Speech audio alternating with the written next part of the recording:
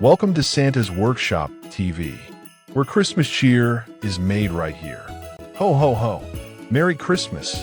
Sometimes the best gifts don't cost a single penny.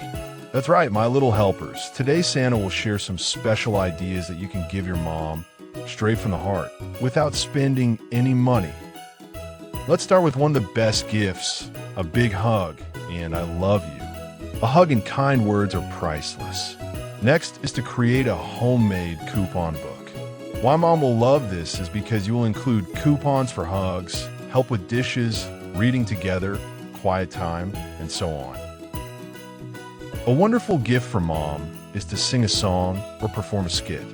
For example, put on a little Christmas show just for mom.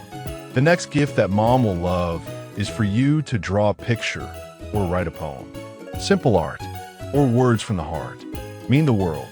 Next is to write little notes. Write mom notes about your favorite times with her and place them in a jar, in an envelope, or even under her pillow. Next gift is to give mom a special day together.